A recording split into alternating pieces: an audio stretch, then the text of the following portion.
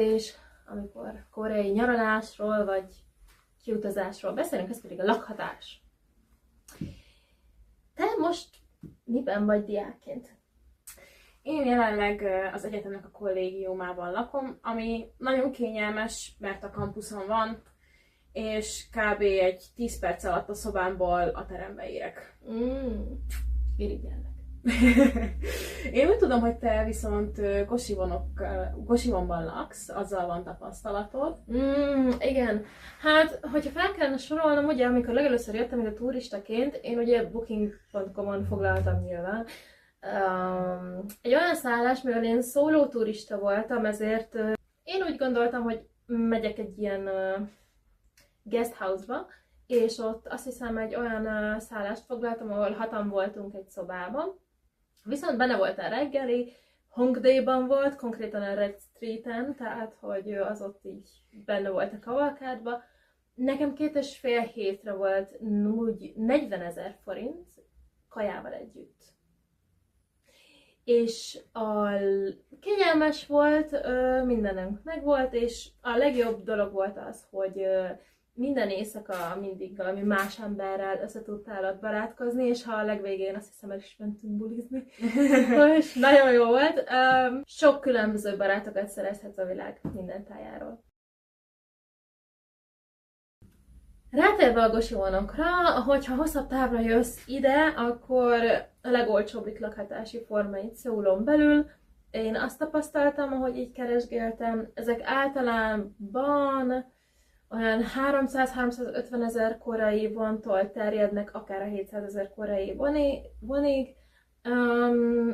Én a legelső Gosivonomban egy kb. 10 négyzetméter volt. Ezt úgy kellett elképzelni, mint egy ilyen kollégiumi szállás. Mindenkinek megvan a saját kis privát szférája, vannak olyan szobák, ahol van privát zuhanyzód, privát mosdód, vannak olyanok, ahol nincs, hanem van külön hozzá. Van, aminek van ablaka, és valaminek nincs. Nekem nagyon fontos volt az, hogy legyen ablakom, úgyhogy én az ablakos választottam, viszont nyilván az egy picivel drágább. Viszont még így is havi szinten ezzel jöttem ki a legjobban, ugyanis a Gosivonokban én eddig még 100%-ban azt tapasztaltam, hogy ott nem csak a szállást és a további költségeket fizeted meg, mint elektromosság, internet, stb., hanem általában benne van az alapvető élelmiszer is, korlátlan rizs, korlátlan kimcsi, korlátlan kávé, tea, és a rámen.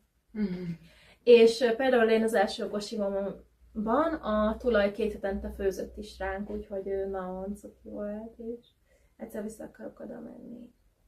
És a mostani Gosivonomban is egyébként itt sokkal olcsóbb. Itt nincsen saját fürdőszobám, meg mosdóm, viszont nagyon tiszta, és itt is ugyanúgy benne van az alapvető élelmiszer, és tökéletesen meg vagyok elégedve vele. Viszont talán annyiban kicsit szomorú ez a Gosivon lét, hogy itt főleg nem fiatalok, hanem nem is diákok vannak, persze vannak, de nagyon sok embert látok az idősebb korosztályból is, és talán azért is lehet, mert a Gosivon a legolcsóbbik fajta lakhatás itt Szöulban. Mert bérelni az... Bár nem tudom, hogy a budapesti árakat megközelítik. Hát, anyway. Én egyszer ismertem volt egy ismerősöm, aki azt mondta, hogy ilyen 500 000-ért kibérelt 2 szobás lakást, de félre ne értsétek, ez teljesen bútorozatlan, tehát hogy azt még nekik be kellett rendezni, de havonta ilyen 500 000 környékén voltak benne 2 szobás, az úgy tök jó.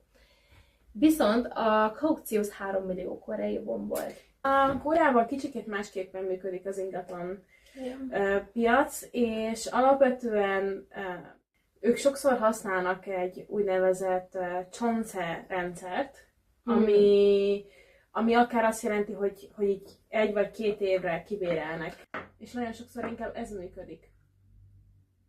És az a principa, hogy ha ugye chonse-ba vagy, hogy minél többet, hogy ha abba vagy, akkor gyakorlatilag olcsóbb lesz a havi, vagy akár nem is kell havit fizetned, mert hogy leraksz pénzt.